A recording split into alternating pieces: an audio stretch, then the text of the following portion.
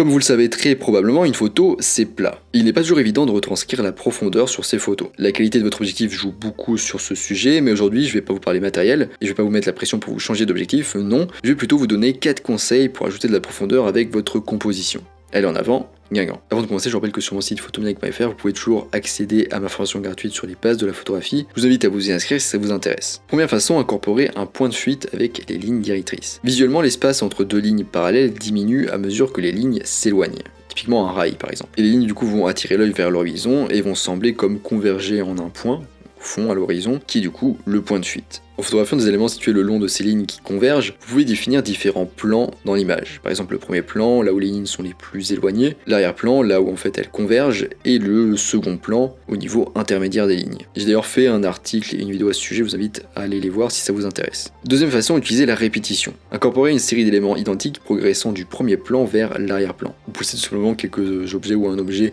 au premier plan, un au second plan et un en arrière-plan. Ça permet en fait de distinguer les divers plans grâce au fait en fait que la taille des objets va diminuer en allant du coup vers l'arrière-plan. Et la répétition va aussi attirer l'œil. En fait c'est une espèce de variante de la ligne directrice convergente qu'on a vu juste avant. Mais ici c'est un peu plus subtil, parce que c'est avec différents éléments qui se répètent. J'ai aussi fait un article à ce sujet que je vous laisse aller voir sur photomaniac.fr. Troisième façon, cadrer ou framer. Le cadrage ou framing est un procédé de composition courant qui consiste à utiliser un ou plusieurs éléments pour entourer complètement ou partiellement le sujet principal. Une composition standard comprend en général un sujet et un arrière-plan, et bien souvent en fait on oublie d'avoir un premier plan, notamment en photo de paysage. L'ajout d'un cadre au premier plan, par exemple en prenant des photos à travers une fenêtre ou une porte, ajoute non seulement une couche supplémentaire de profondeur, mais contribue également à diriger et à attirer le regard. J'ai aussi fait un article complet au sujet du framing et du cadrage, je vous invite à aller le voir sur photomaniac.fr. Quatrième façon, les ombres. L'un des principaux éléments qui influencent la qualité d'une photo, on le sait tous normalement, c'est la lumière, c'est l'éclairage.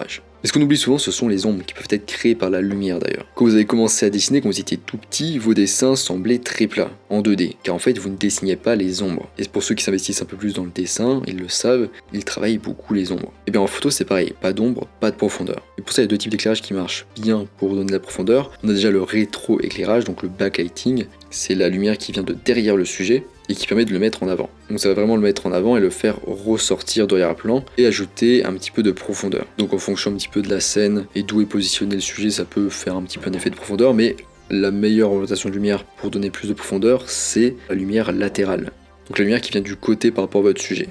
Ça va vous permettre de faire ressortir les formes, la texture et la dimension de votre sujet, et même de tous les éléments qui sont frappés par cette lumière qui vient de côté dans votre photo. Voilà, on arrive à la fin de cet épisode sur 4 conseils pour ajouter de la profondeur à vos photos. Je vous rappelle que sur mon site photomaniac.fr, vous pouvez toujours accéder à ma formation gratuite sur les bases de la photographie. Je vous invite à vous y inscrire si ça vous intéresse. Je vous laisse ici à votre profondeur et je vous dis à bientôt sur les internets mondiaux.